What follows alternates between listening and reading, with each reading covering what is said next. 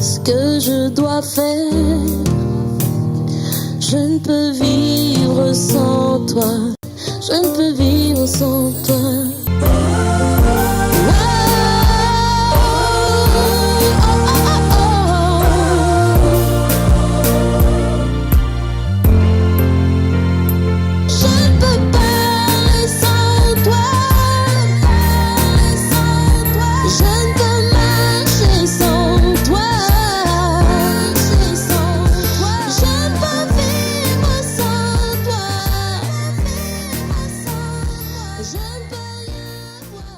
Que Dieu nous bénisse abondamment. Je suis content de vous voir ce matin et je suis content surtout de partager la parole avec vous ce matin. Vous savez, en Belgique, un jour il y avait un monsieur qui n'était pas chrétien. C'était un païen. Le monsieur habitait dans une maison avec des Congolais. Lui, il était Camerounais. Et c'est le monsieur lui-même qui me raconte l'histoire. C'était au mois de juin là. Il m'explique que dans la maison avec les Congolais ne faisaient que prier. Prier du matin jusqu'au soir. Et ils ne sortaient pas pour aller travailler. Ils étaient toujours à la maison, ils ne travaillaient pas. Toujours, ils chassaient les démons, Satan nous écrase la tête, nous te piétinons, nous te détruisons. Chaque jour, ils n'arrêtaient pas de faire ce genre de choses. Et un jour, lui a décidé, il voulait dormir la nuit. Il voulait essayer de dormir parce que le lendemain, il devait aller travailler. Et il essaie de dormir, les Congolais en train d'écraser la tête du diable. Du diable, nous t'écrasons. Il a eu une idée. Comme c'était après Halloween, il avait acheté un masque de Satan. Il avait porté, lui il n'était pas chrétien. Il avait porté un masque de Satan. Il a pris le masque de Satan, il l'a mis sur sa tête. Comme c'était la nuit, il a fait sauter les disjoncteurs.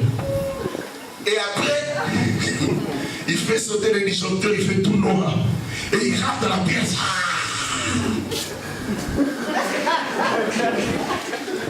Le pasteur en premier. Tous les fidèles. On commençait à fuir. Ils étaient là en train de. On t'écrase les diables. On t'écrase les diables. Et on le bombarde. On les tue. Ils étaient en train de bombarder les diables, d'écraser sa tête, de tout. Mais le diable maintenant sort, tout le monde. Comme on dit chez nous, moi, on a bendana. Et après, il y avait un handicapé qui était là. Lui, il ne pouvait pas fuir. Maintenant, au lieu de. C'est-à-dire, comme il ne pouvait pas fuir, il regarde les diables. Tout le monde a fui, même le pasteur l'a laissé dans la pièce. Après, il regarde les diables et il dit, moi, je leur ai dit tout le temps d'arrêter de t'écraser la tête. Je leur ai dit d'arrêter de t'écraser. Mais ils ne comprennent pas.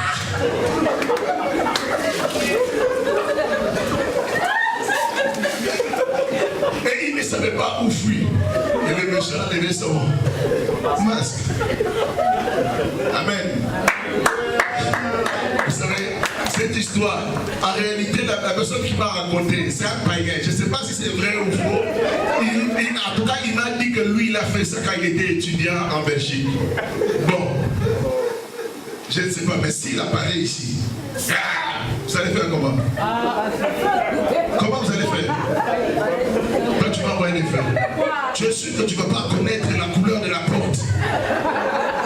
Tu vas envoyer le feu ou bien tu connaîtras la couleur de la porte. Il y a des gens même qui vont sauter le mur ici.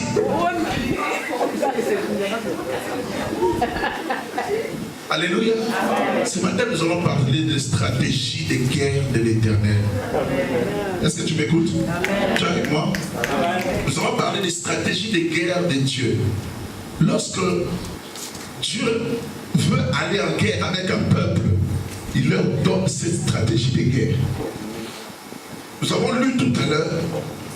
Les Égyptiens venaient de derrière. Vous vous rappelez de cette histoire? Les enfants d'Israël sont sortis d'Égypte. Ils arrivent à un endroit, les Égyptiens étaient nombreux. Ça veut dire que Pharaon a décidé d'aller les rattraper avec son armée. Est-ce que vous savez que Pharaon était la plus grande puissance mondiale à l'époque? Si Pharaon vient vers toi, la seule chose que tu peux espérer, c'est la mort.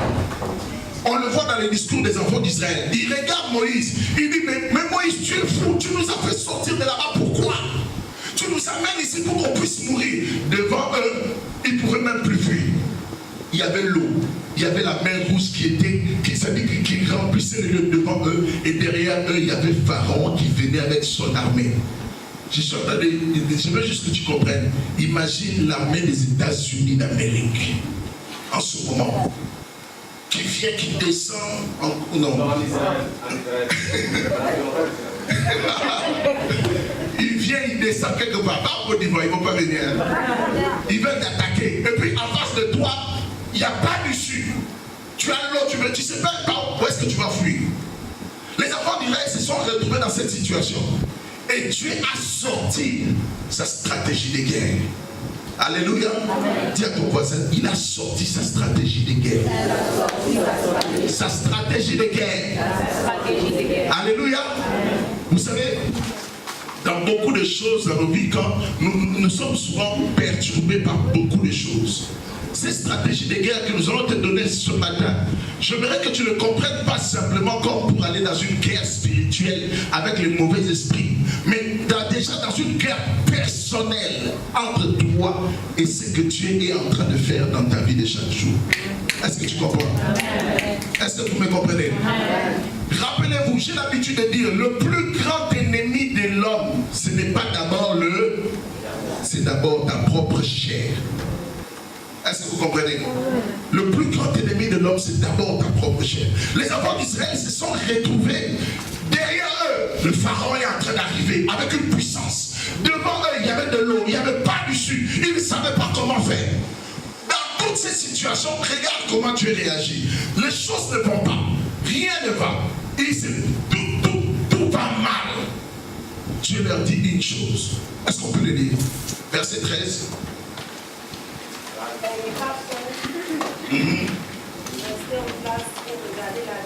Tu peux t'élever s'il te plaît? N'ayez pas peur. Restez en place et regardez la délivrance. N'ayez pas peur. La première chose qu'il faut enlever avec le diable, notez bien cela. Le diable aime créer la peur dans la vie des enfants de Dieu. Aujourd'hui, dans l'église de Dieu, les gens ont plus peur du diable qui ne craignent Dieu. Est-ce que vous comprenez ce que je suis en train de dire? Dans la vie de beaucoup de gens, vous savez pourquoi, surtout en Afrique noire, la prière de combat, c'est la prière où on entend les voix des gens. Quand tu demandes aux gens, c'est commence à prier pour que Dieu te donne de l'amour pour Dieu. Comme le pasteur a prêché dimanche passé. Tu vas voir le Seigneur. Quand on te dit, écrase les diables, tu vas entendre le bruit dans la salle. Quand on crie, c'est bon, c'est bon, commence à chasser, les sorciers ta famille. Tu vas voir les gens vont se lever, vont s'agiter, courir. Mais on te demande, écoutez-moi, l'amour a plus de puissance. L'amour a plus de force pour te faire gagner des guerres incroyables, plus que toutes tes prières de chasser des démons. Non, tu ne m'as pas compris. L'amour a plus de puissance pour sauver, pour transformer, pour changer ta propre vie et changer la vie des gens tout autour de toi.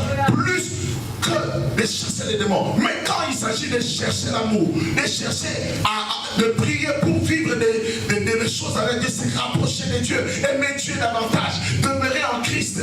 Regarde comment nous prions, Seigneur, vraiment donne-moi de t'aimer. Mais quand il s'agit maintenant de chasser les démons, on est agité, on s'agite de tous les côtés. Il y a des choses que nous n'avons pas compris. La stratégie de guerre de l'Éternel. Amen.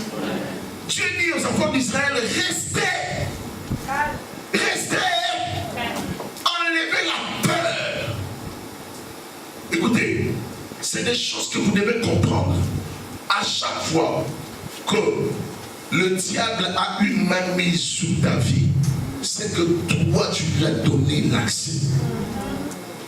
Je le répète encore, tu ne m'as pas compris. À chaque fois que le diable a une main mise sur ta vie par rapport à quelque chose, c'est que tu lui as donné l'accès. Le diable, c'est un lion sans dents. Il n'en a pas, il n'a pas de dents pour te mordre. C'est un lion, il rugit pour te faire peur. Mais ces dents n'existent pas pour te manger. Les dents qui existent, c'est toi qui fais sortir les dents du diable pour te bouffer. Dieu a tout fait. Lorsque la Bible nous dit tout est accompli, lorsque Jésus dit tout est accompli, c'est-à-dire il y a des mystères dans ce tout est accompli. Il y a tellement de choses. La dernière fois nous apprenons avec le pasteur la croix, l'œuvre de la croix. Il s'est passé des choses extraordinaires ce jour-là. La Bible dit il a déchiré l'acte dans les ordonnances. C'est-à-dire on avait écrit des décrets. On avait dit que toi, tu feras ceci, tu ne feras pas ceci. On avait déterminé ta vie, on avait écrit, on avait arrêté des choses. Dieu est venu ces jours-là à la croix, il y a 2000 ans, il a effacé. Au-delà d'effacer, il a dépouillé les autorités et les dominations. C'est-à-dire qu'il a pris les armes des principautés, des autorités et des dominations. Il a pris leurs armes. Il les a dépouillées. Mais celui qui ne sait pas ça est en train de donner des armes aux autorités pour sa vie. Est-ce que tu me comprends? Si tu n'es pas conscient que Dieu a dépouillé, Jésus avec l'œuvre de la croix a dépouillé les autorités et les dominations, tu laisses accès au diable pour te toucher et faire ce qu'il a envie de faire. Il te sera fait selon ta foi, c'est que tu crains, c'est ce qui t'arrive. Est-ce que vous êtes avec moi? Amen. Oh, votre amen ne m'encourage pas. Votre amen ne m'encourage pas. Encourage-moi pour que je prêche encore bien. Amen. Amen. Écoutez-moi, ce que je suis en train de dire est salutaire pour vous. Les stratégies de guerre de Dieu, Dieu veut aller en guerre avec toi. Mais la seule chose qu'il te demande, je voudrais qu'on m'amène 2 chaises. 2 chaises. Je vais te montrer. On va prendre cette chaise-là. Je vais avoir une deuxième chaise, s'il vous plaît.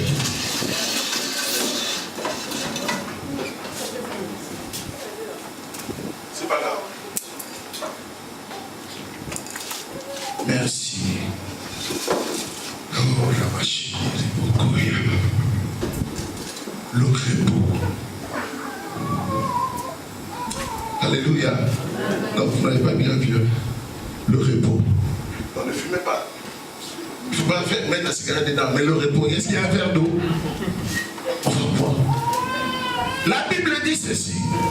Il dresse une table en face de mes adversaires. Hey, je ne sais pas si tu as compris ce que je viens de dire. La Bible dit, il dresse une table. Ça dit qu'il me donne à manger. Lorsque mes adversaires sont en train de s'agiter de l'autre côté, ils sont en train d'avancer de tous les côtés. Ils s'approchent vers moi. Ils veulent me détruire. Ils veulent détruire à ma vie. La Bible dit, quand l'Éternel est mon berger, il dresse une table. Mets-moi de l'eau ici. Que Dieu te bénisse. Amen. Oh, le Seigneur nous donne le repos. Le Seigneur nous donne le repos. Je vais te faire comprendre quelque chose. Je vais nous amener dans une nouvelle dimension. Il y a quelques années, avant que ma femme ne tombe enceinte pour la première fois, on a commencé à faire des examens. On avait fait 4 ans de mariage, je n'arrivais pas à faire d'enfant. On est parti voir un médecin qui a vu un autre médecin, c'est-à-dire qui a écrit à l'autre médecin stérilité, qu'elle est stérile. Elle nous a donné les papiers pour que l'autre médecin nous fasse des opérations. On lui a fait une opération, on lui a enlevé des polypes ou quelque chose comme ça. Enfin, ils ont dit qu'il y avait des polypes. On arrive à l'opération, ils regardent, il n'y a plus de polypes. Le polype n'a jamais existé. Elle n'avait pas ce problème-là. Ils ont fait encore d'autres inséminations. On a fait plusieurs, rien n'a marché. Je le répète. Et quelqu'un qui vient me dire, il y a un prophète ou une prophétesse, quelqu'un qui vient me dire, je vois une personne qui est en train de bloquer cette histoire. Dès qu'on m'a annoncé ça, my God, C'est comme si vous êtes en train de provoquer. Dès qu'on a annoncé qu'il y avait quelqu'un dans le monde des ténèbres qui s'est levé, je me suis levé dans la prière. Et quand on a fini de prier, on a oublié ça. Et Anaïs est venue au monde. Alléluia. Et Anaïs est venue au monde.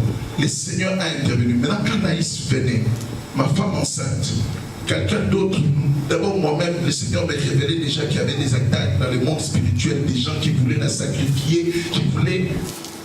Il y a une prophétesse encore qui vient, qui me dit, homme de Dieu, il est en train de se passer ça, on veut sacrifier la voix qui est dans les ventres de ta maman. J'ai commencé à m'agiter encore dans la prière avec mon épouse. Dès qu'on nous a dit, on a commencé à jeûner, prier, jeûner. Plus j'ai grandissé avec le Seigneur, plus j'ai grandissé dans la connaissance de Dieu, plus le Seigneur commençait à m'apprendre le repos.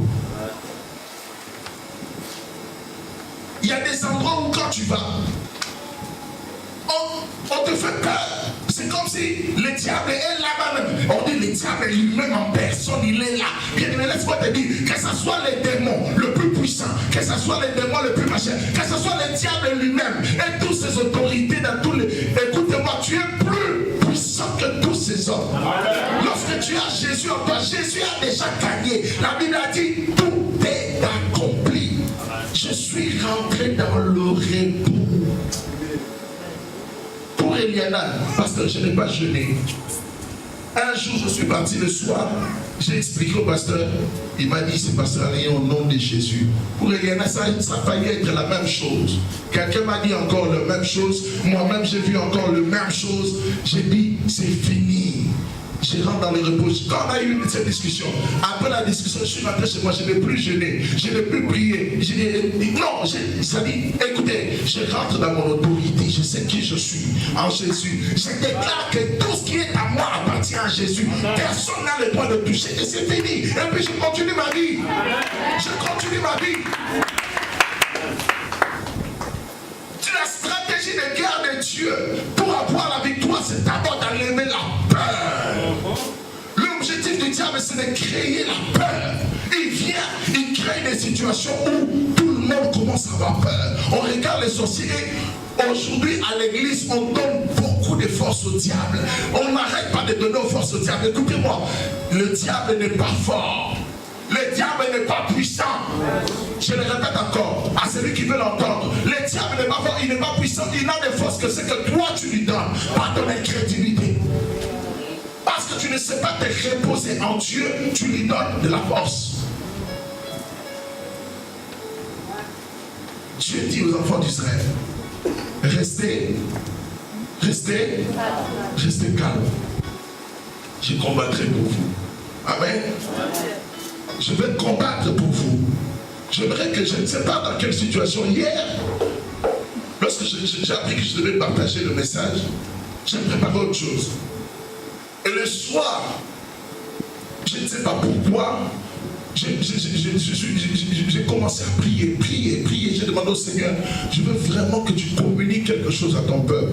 Je ne sais pas quel est le besoin, quelle situation de guerre, quelle situation difficile les membres de la MINOF sont en train de vivre. Mais le Seigneur a complètement changé mon message. Il a changé complètement mon message pour dire à quelqu'un quelque chose ce matin. Amen. Je crois que tu allais dire Amen. Je ne veux pas forcément de l'amen. Je veux que ça vienne de lui pour voir de ton cœur. Dieu veut te dire quelque chose ce matin. Amen. Écoutons les stratégies du Seigneur. Tout le long de la Bible, nous voyons cela. Josué chapitre 1, verset 9.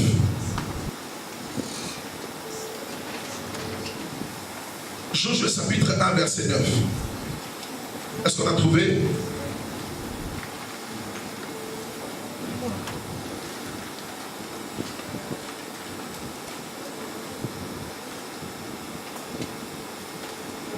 Est-ce qu'on a trouvé? Comment lire? Josué chapitre 1, verset 9. Josué 1, 9. J'ai dit la parole du Seigneur.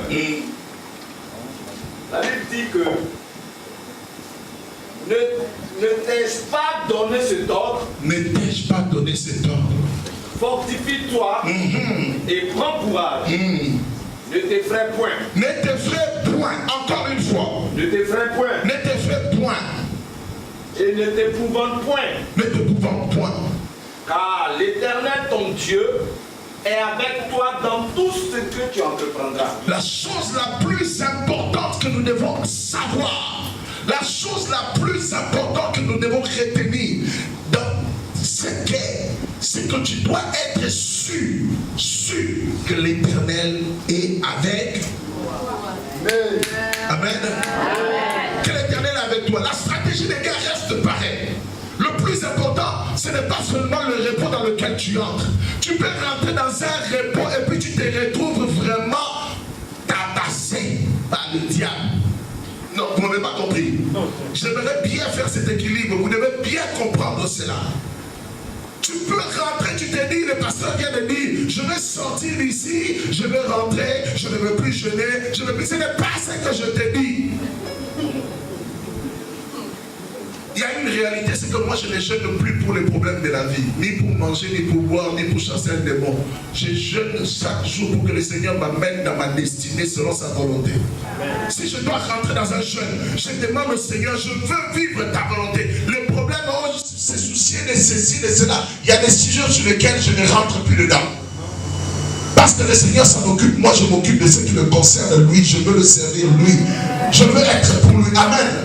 La seule chose que je ne te demande pas d'aller t'asseoir. Tu n'as pas le Seigneur de ton côté. Tu n'es pas avec le Seigneur. Tu ne marches pas avec lui. Et après ce message, tu vas aller t'asseoir dans ta maison. Tu vas aller te reposer. Et puis le diable va te secouer. Donc je répète encore, il va te fouetter. Tu vois, ça va tomber de gauche, ça va tomber de droite. C'est pas ce que je te demande.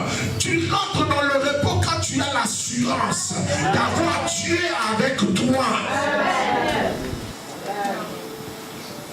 La chose la plus importante, c'est d'avoir Dieu avec soi. Vous savez que les enfants d'Israël auraient pu entrer à Canaan. Eux auraient pu prendre la terre promise 2 ans après leur sortie d'Égypte. À un moment, Dieu leur a dit, allez, entrez. Lisez-le dans Exode chapitre 33. Dieu leur a dit d'aller. Moïse était encore là. Ils pouvaient entrer. Le problème, c'est que quand ils ont commencé à hésiter, ils ont commencé, à un moment, ils ont maintenant décidé d'y aller. Dieu n'était plus avec eux. Dieu n'était plus avec eux. Faire les choses dans le temps de Dieu, c'est la meilleure des choses à faire. Être attentif à la voix de Dieu, c'est la meilleure des choses à faire. Quand Dieu te dit de te lever, tu le fais. Mais sois sûr d'être avec Dieu dans ce combat. Amen. Quoi qu'il arrive, qu'il vente, qu'il pleuve, qu'il neige, qu'on te dise quoi, même si toute ta famille n'est pas d'accord avec toi, le plus important c'est que tu sois sûr que tu es avec Dieu dans ce que tu es en train d'entreprendre. Amen.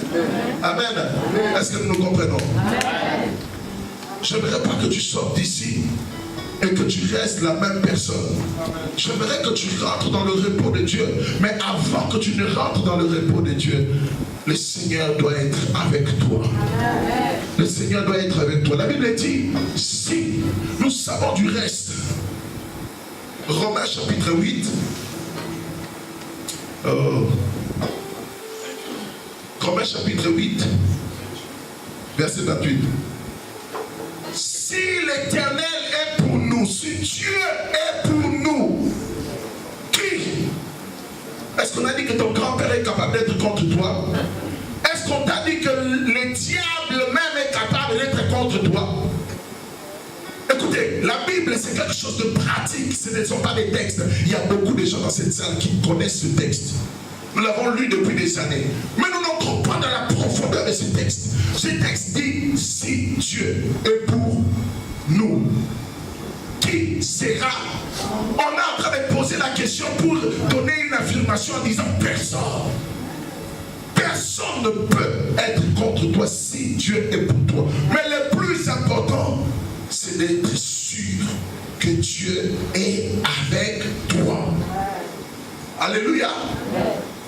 D'être sûr que Dieu est avec toi. On peut marcher dans la vie, faire des choses, mais éloigner Dieu parce qu'on ne veut pas entendre sa voix. Éloigner Dieu des décisions que nous prenons. Éloigner Dieu des choix que nous faisons dans la vie de chaque jour. Cela éloigne la présence de Dieu. Il y a des choses, Dieu te parle le matin, il te parle le midi, il te parle le soir. À un moment, le Saint-Esprit s'était. À un moment, il s'était. Et tu ne peux plus rentrer dans la stratégie de Dieu. Parce que premièrement, il n'est pas avec toi. Alléluia. Vous comprenez? Les enfants d'Israël, Dieu était avec eux. Il les a fait sortir. Malgré leur mauvaise foi, malgré leur ingratitude, ils se retrouvent devant des situations et ils ont le comportement que beaucoup d'entre nous ont aujourd'hui. Ils commencent à critiquer Moïse. Il commence à dire, tu nous as enlevé de ça, Il y a beaucoup de gens même qui viennent au Seigneur, qui donnent leur vie à Jésus, et qui viennent s'asseoir à l'église. Quand ça commence à chauffer un peu, ils commencent à dire, ah Seigneur, vraiment, quand j'étais même dans le monde, vraiment, quand j'étais même dans le monde, ça même, je ne manquais pas. Quand j'étais même dans le monde, ça même, quand j'étais même dans le monde, vraiment, ça c'est des petites choses.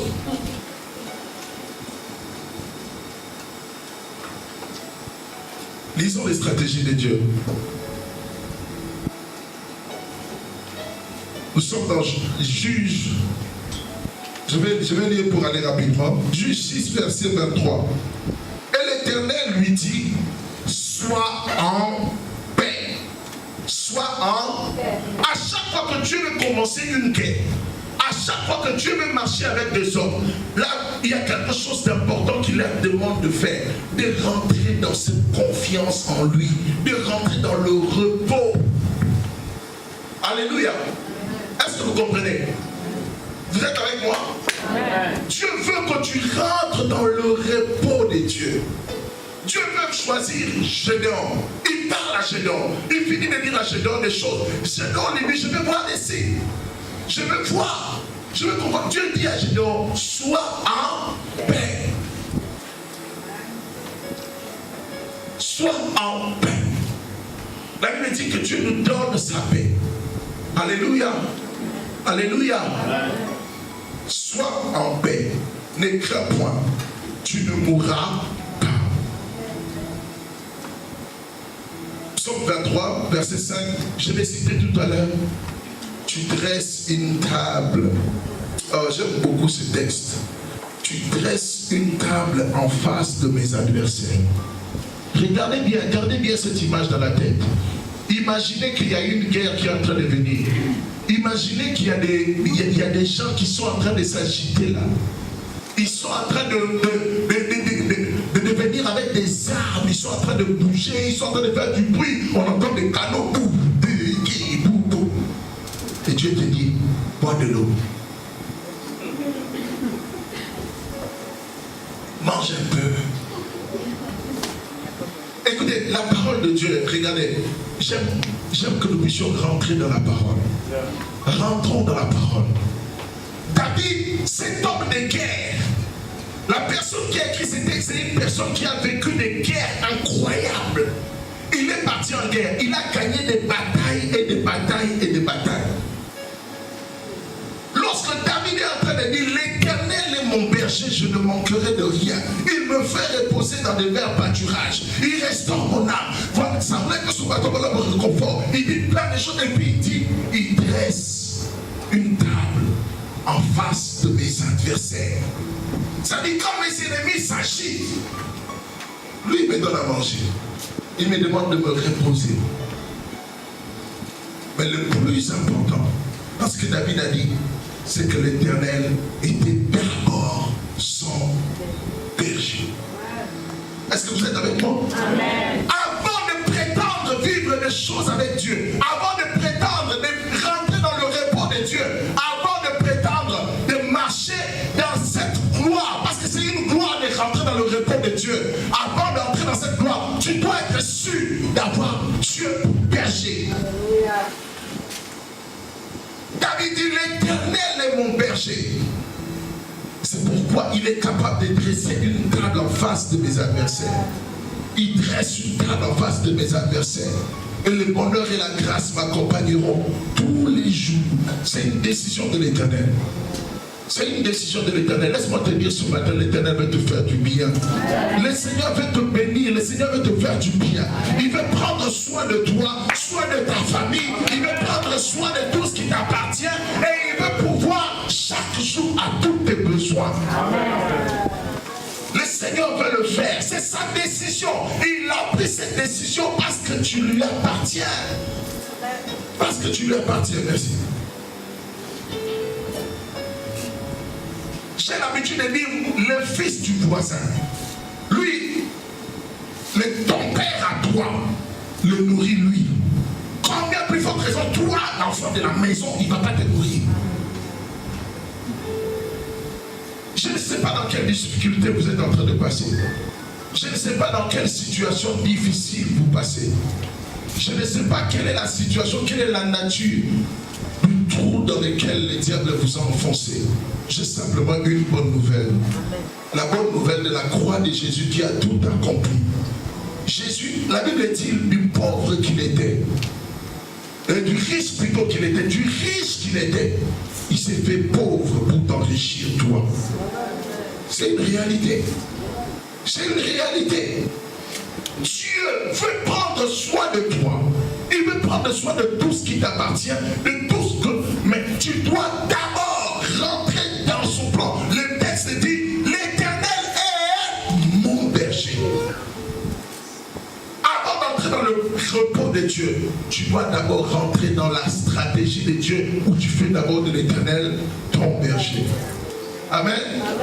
Amen. Amen.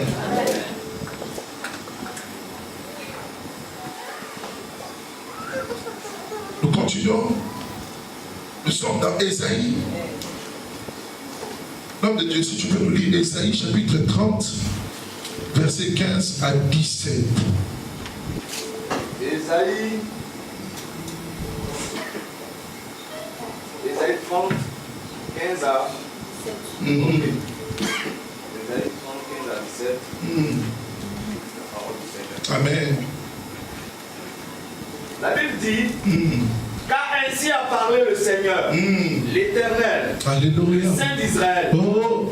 C'est dans la tranquillité et le repos. Attends, je vais le redire.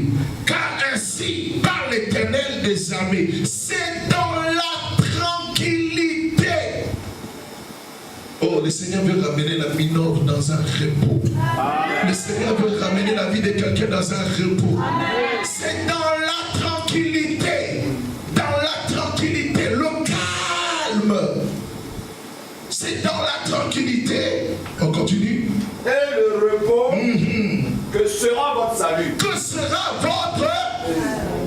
Ce n'est pas dans l'agitation. Continuons de Dieu. C'est dans le calme et la confiance que sera votre force. Que sera votre... Dans le calme et la confiance que sera votre force. Continuons. Mais vous ne l'avez pas vu. Oh. Vous ne l'avez pas voulu. Pardon de Dieu, on va y aller doucement. Mais vous ne l'avez pas voulu. Vous ne l'avez pas voulu. C'est ça notre problème à nous les hommes. On cherche des solutions. On cherche des solutions humaines. La plupart des gens parmi nous, avant même de parler à Dieu, ils cherchent d'abord un homme avec qui ils vont parler de ce problème-là. Avant même de s'adresser à Dieu, quelque chose arrive. Tu commences directement à chercher d'abord un être humain avec qui tu vas exposer ton problème. Mais Dieu était là et il te regarde. Regarde, Dieu est là et il te regarde aller chercher quelqu'un d'autre. Parfois il peut me crier, mais je suis là, idiot. Mais je suis... Attends, la réponse est en moi. La réponse se trouve en moi. Mais vous n'avez pas voulu. Le texte nous dit, c'est dans le calme et dans la tranquillité que se trouve votre repos. Mais vous n'avez pas voulu. Continuons. Vous n'avez pas voulu. Verset 16. Vous avez dit, nous prendrons la course à cheval. Il y a des gens qui cherchent des moyens le plus rapides pour arriver dans leurs objectifs. À atteindre leurs objectifs. Vous n'avez pas, c'est-à-dire Dieu vous donne son secours. Il vous dit même rentrez dans mon repos. Reposez-vous, restez calme.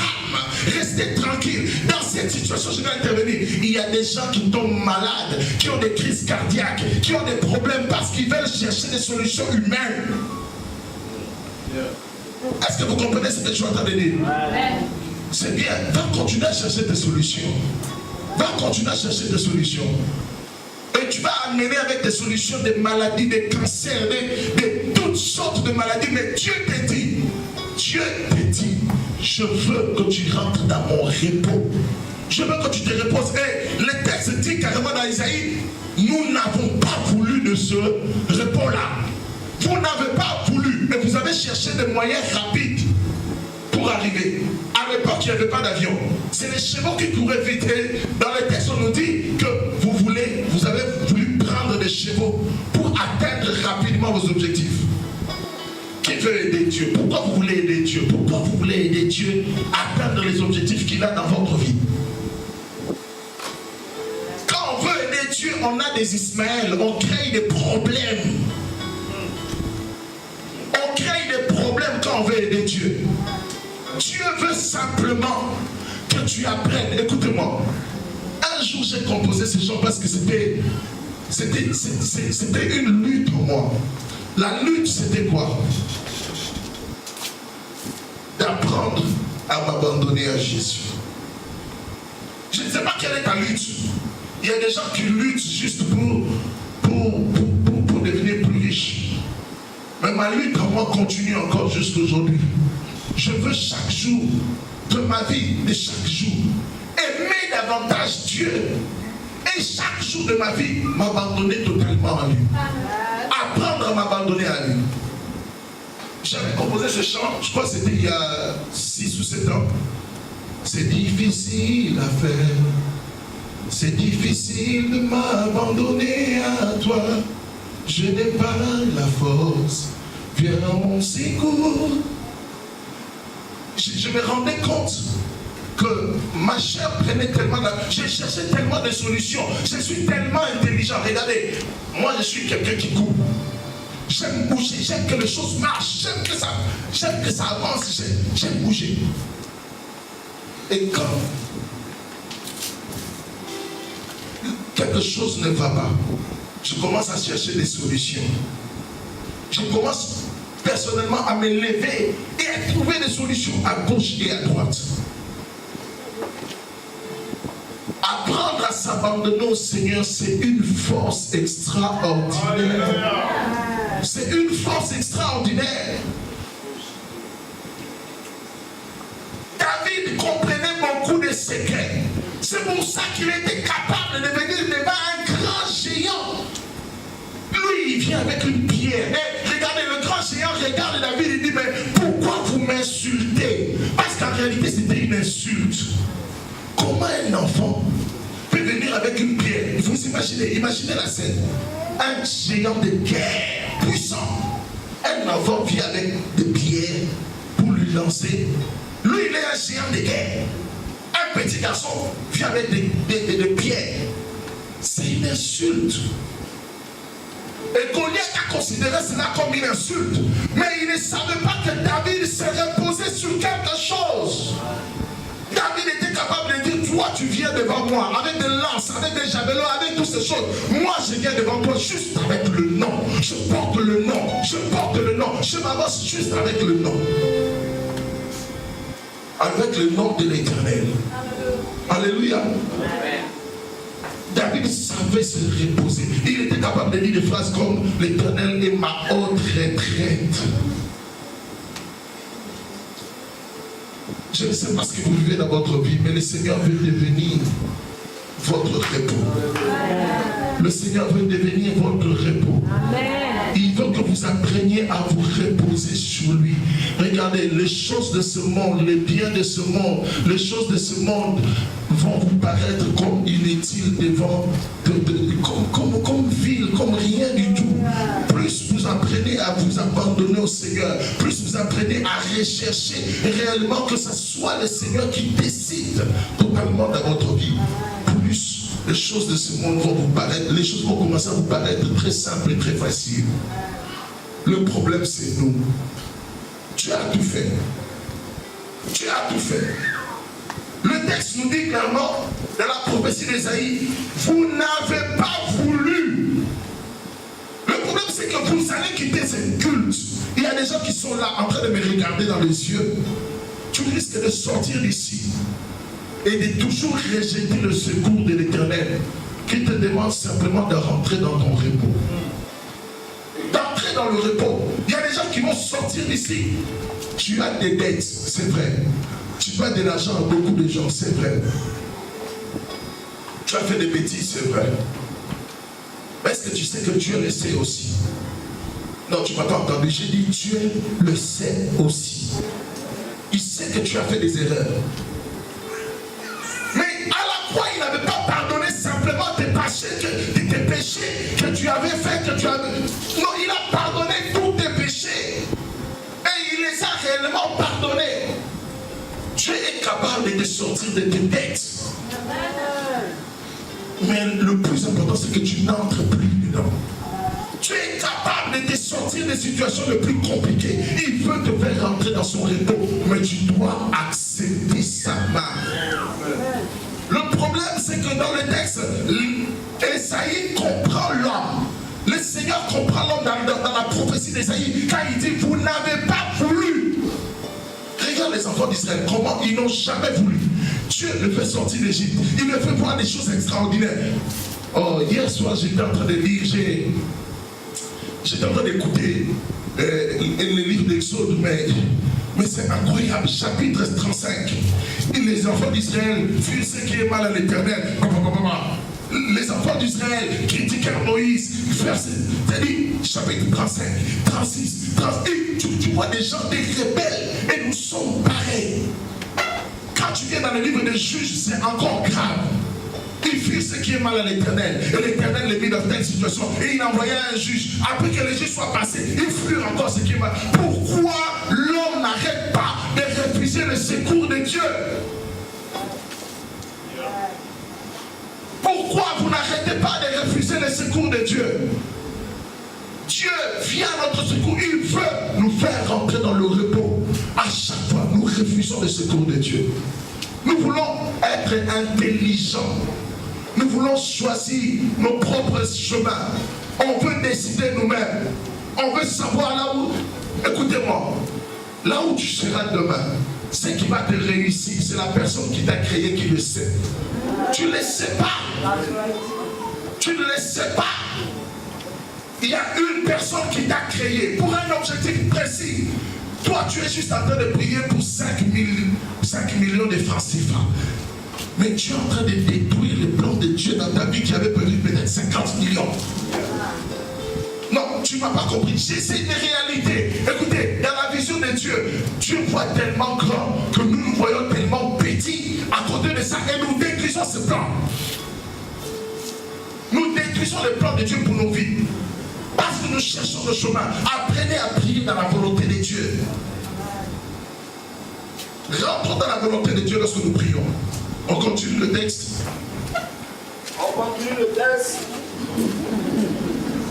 C'est pourquoi vous fuirez à la course. Nous monterons des coursiers légers. C'est pour ceux qui vous poursuivront seront le léger. C'est pourquoi ceux qui vous poursuivront seront légers. Le diable va commencer à adopter les stratégies que vous utilisez pour courir. Est-ce que vous avez compris le texte? C'est-à-dire que vous cherchez les chevaux. Lui, il cherche aussi pour t'attraper. Tu veux courir léger. Lui aussi il commence à courir parce que tu as abandonné la main de l'Éternel. Alléluia. Parce que tu as abandonné la main de l'Éternel. Tu as refusé le secours de l'Éternel. Tu as refusé le secours de l'Éternel. Le diable aussi est en train de chercher des stratégies. Il cherche comment il va faire pour toucher à ta vie. Il cherche comment il va faire. Si tu lui laisses une porte, il va entrer par cette porte. Je vous annonce aujourd'hui ce message de repos. Mais ce message de repos qui vient avec la volonté de Dieu. Tu dois dois chercher Dieu. Amen. Tu dois rentrer dans le plan de Dieu. Tu ne peux te reposer seulement en sachant que Dieu est avec toi et que tu es dans son plan. Alléluia. La tranquillité. La tranquillité. Oh, j'aime beaucoup ce texte. J'aime vraiment beaucoup ce texte. Car ainsi parle l'Éternel. C'est dans la tranquillité et le repos que sera votre salut. C'est dans le calme et la confiance que sera votre force. Ne cherche pas des raccourcis. Il y a quelque chose de très important que je vais vous dire. Est-ce qu'il y a une personne qui est partie ce matin devant sa garde-robe, a regardé la garde-robe et directement, les habits étaient souris dans son corps? Qui a fait ça? Non, il y a peut-être quelqu'un qui a quelque chose où tu regardes les habits comme ça, ça monte sur toi. Ça n'arrive pas. Il n'y a pas quelqu'un qui a le pouvoir pour faire ça.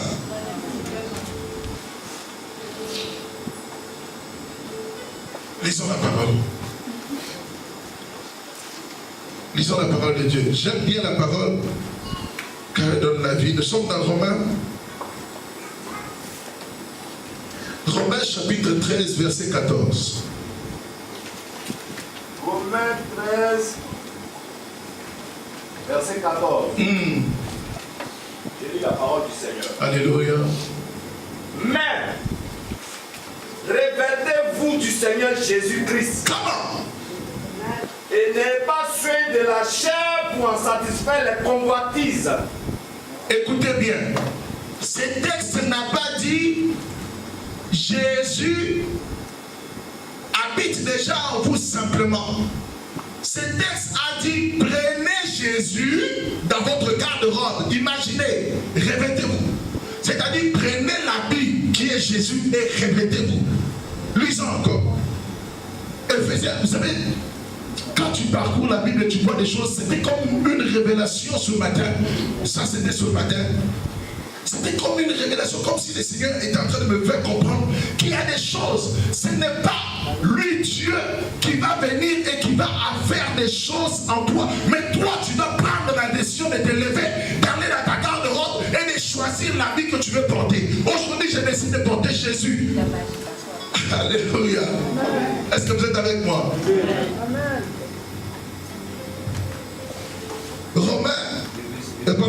Éphésiens chapitre 6, verset 11.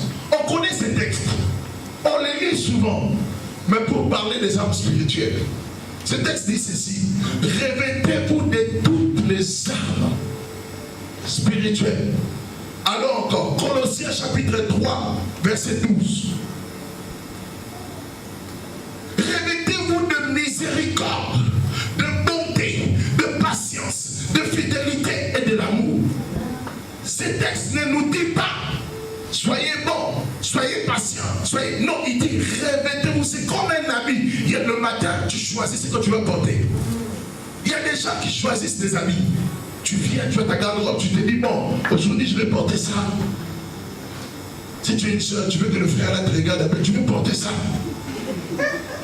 Tu sais que le frère là aime le rouge. Pas à l'église, hein. Tu veux porter ça. Tu choisis tes habits chaque matin.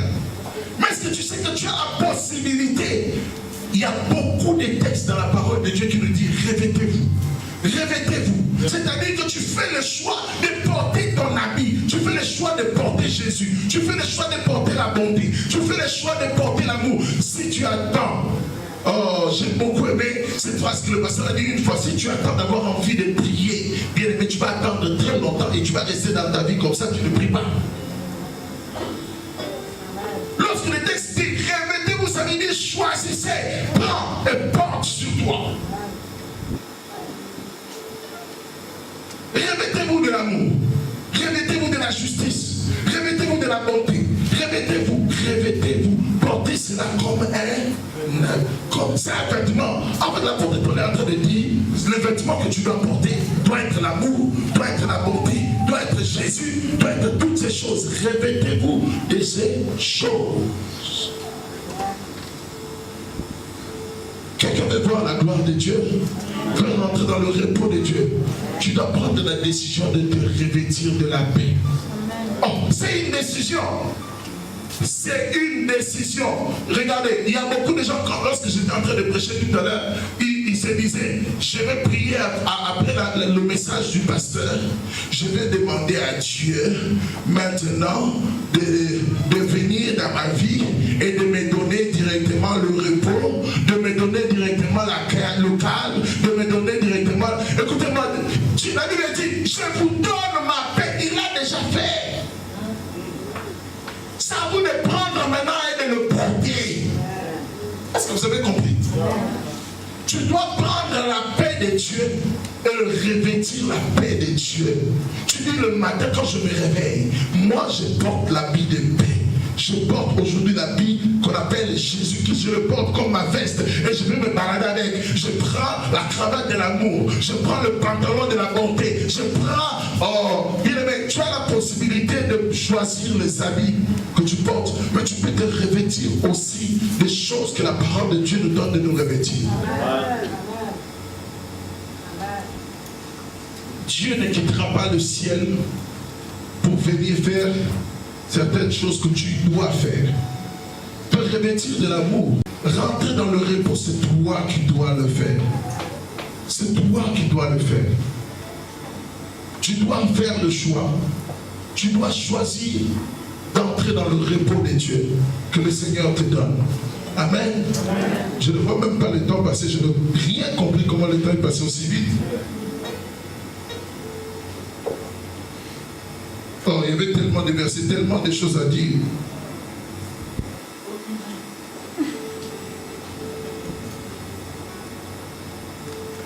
Oh, que le Seigneur nous aide. Amen. Nous sommes dans Hébreux chapitre 4, versets 10 à 11.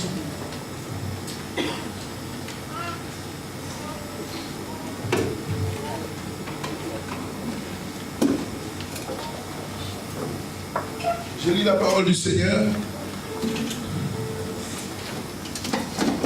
Car celui qui entre dans le repos des dieux se repose de ses œuvres, comme Dieu s'est reposé des siennes.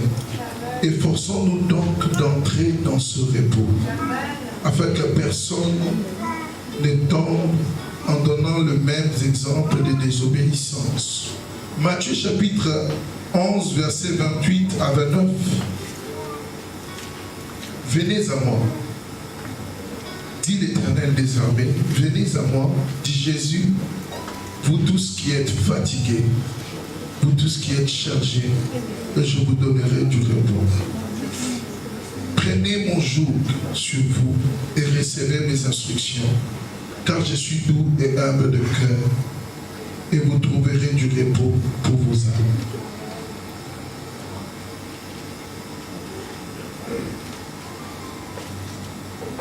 La vie avec Dieu demande que tu apprennes à te reposer sur lui. Tu as fait beaucoup d'efforts. Tu t'es même donné plusieurs maladies dans ta vie à cause de chercher à faire des efforts. Tu t'es fatigué. Tu t'es donné beaucoup de tourments. Tu réfléchis beaucoup. Tu réfléchis beaucoup à comment tu vas t'en sortir. Tu réfléchis beaucoup.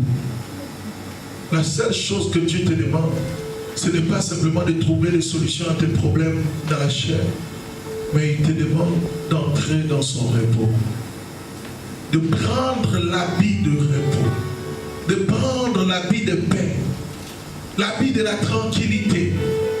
Porter cet habit. Comme tu prends ta veste, tu la mets.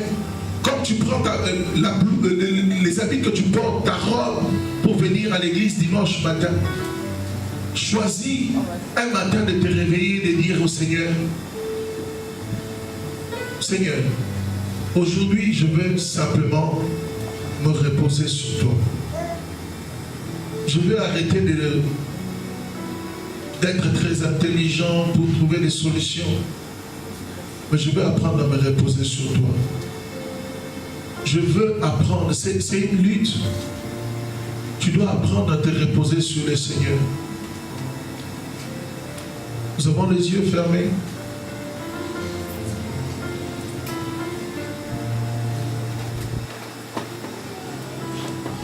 Et tu vas demander au Seigneur, Père, Seigneur Jésus, aide-moi à me reposer sur toi. Aide-moi à me reposer sur toi, à compter sur toi. Bien-aimé, c'est une très grande prière que tu es en train de faire. Tu ne demandes pas à Dieu de te donner de l'or et de l'argent. Parce que si tu sais te reposer sur l'Éternel, l'or et l'argent seront des petites choses. Si tu sais te reposer sur l'Éternel, le bien de ce monde seront des petites choses. Parce que si tu es dans le plan de Dieu, la Bible dit, quand l'Éternel est mon berger, je ne manquerai de rien. Parce que l'Éternel est mon berger. Nous avons les yeux fermés, tu vas demander au Seigneur, Père, apprends-moi à m'abandonner à toi. Apprends-moi à compter sur toi. Apprends-moi à compter sur ta fidélité. Apprends-moi à me reposer sur toi. Comme cette image, Seigneur, je veux me reposer. Je veux me reposer. Bien-aimé dans le Seigneur, tu as beaucoup de troubles. Il y a beaucoup de choses dans ta maison, dans ta famille qui te perturbent. Tu as beaucoup de questions que tu te poses chaque jour. Tu as beaucoup de situations qui ne sont pas réglées dans ta vie. Tu vois d'autres personnes avancer. Parfois même la jalousie vient dans ton cœur. Parfois même il y a des sentiments qui montent dans ton cœur qui ne glorifient pas Dieu. Bien-aimé, tu as la possibilité d'entrer dans le repos de Dieu. Au début, tu ne comprendras pas forcément. Au début, la stratégie de guerre de Dieu, c'est de te donner le repos pendant que lui, il est en train d'agir. Plus tu continues à faire tes propres choix, plus tu continues à décider par toi-même, plus tu empêches Dieu de faire sa volonté dans ta vie. Plus tu es maître de ta vie, assis sur le trône de ta vie, moins le Seigneur sera assis sur le trône de cette vie. Tu enlèves le Seigneur, tu prends le volant de ta vie, tu conduis et tu mets Dieu dans la place de passager. Tu regardes Dieu à côté de toi pendant que tu as le volant. Tu décides d'aller à gauche, tu décides d'aller à droite comme tu veux. Tu veux comme bon te semble. Jésus veut simplement que tu t'assoies dans le siège de passager et le regarder conduire. Le regarder conduire. Il veut que tu sois assis à côté, en train de le regarder conduire ta vie, t'amener dans ta destinée. Oh bien-aimé dans le Seigneur, le diable ne te fera plus peur, les choses de ce monde ne te feront plus peur si tu rentres dans le repos de Dieu. Parle au Seigneur, nous sommes debout, nous allons prier. Tu vas dire au Seigneur, viens Seigneur, donne-moi Seigneur de me reposer sur toi. Donne-moi de me reposer sur toi. Donne-moi de me reposer sur toi. Parle au Seigneur. Je veux m'enraciner en toi. Jésus, oh, je veux m'enraciner en toi. Jésus, oh, je veux m'enraciner en toi.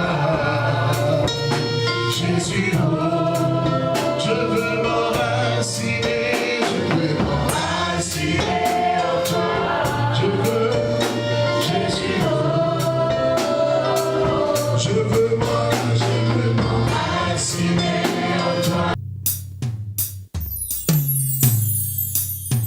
Dis-moi ce que je dois faire. Je ne peux vivre sans toi. Je ne peux vivre sans toi.